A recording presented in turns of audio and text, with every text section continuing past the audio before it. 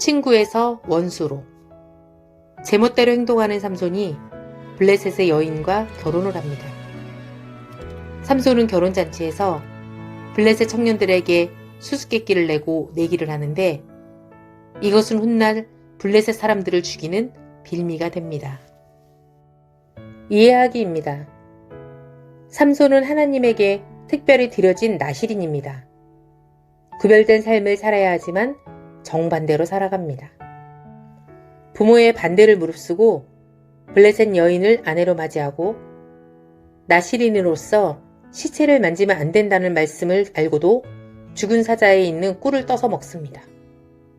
심지어 이 사실을 숨긴 채 그의 부모에게 꿀을 들여 부모님도 말씀을 어기게 합니다. 부모님은 영적으로 미숙한 아들을 보면서 과연 이 아이가 이스라엘을 구원할 자가 맞는가? 하는 의문을 가졌을 것입니다. 하지만 하나님은 놀라운 계획을 기이한 방법으로 이루어 가십니다. 삼손은 블레셋 방식으로 결혼식을 하고 블레셋 사람들과 어울립니다. 잔치 중에 수수께끼 놀이를 하면서 내기 게임을 했는데 이 일이 훗날 큰 사건이 됩니다.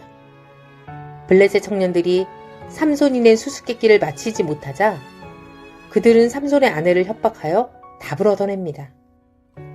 삼손은 그 사실을 알고 분노하여 블레셋의 또 다른 도시인 아스글론으로 가서 30명의 사람을 죽여 내기 값을 갚고 그대로 자기 집으로 돌아갑니다. 삼손의 장인은 자기 딸을 다른 사람에게 다시 시집을 보내어 더 큰 갈등의 씨앗을 남기고 맙니다. 그렇다면 이 시간 현필쌤과 함께 본문의 내용으로 들어가 보겠습니다. 안녕하세요. 화요일의 현표쌤입니다. 오늘 말씀은 사사기 14장 1에서 20절이고 오늘 제목은 친구에서 원수로입니다. 오늘 본문에 삼손이라는 인물이 등장합니다. 지난 큐티 본문을 보면 삼손은 특별하게 태어나면서부터 하나님께 바쳐진 사람이었고 블레셋 사람의 손에서 이스라엘을 구원하는 일을 시작하게 될 사람으로 부르심을 입었습니다. 그런데 오늘 본문을 통해서 본 삼손의 모습은 거룩함, 구별됨과는 조금 거리가 있는 모습입니다. 분명 그의 부모는 삼손이 태어났을 때부터 삼손이 구별된 믿음으로 자랄 수 있도록 이런저런 방법으로 노력했을 텐데 부모에게 다 듣고 알고 있었을 텐데도 성인이 된 삼손은 자기 맘대로 행동합니다.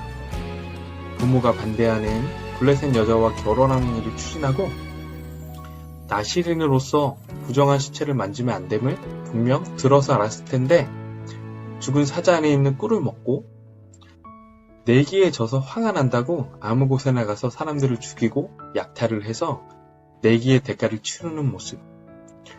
여러 가지 모습에서 성숙하지 못한 모습들을 찾아볼 수 있습니다. 앞서 말씀드린 대로 그의 부모는 그가 구별된 믿음으로 자랄 수 있도록 어릴 적부터 굉장히 노력했을 것입니다.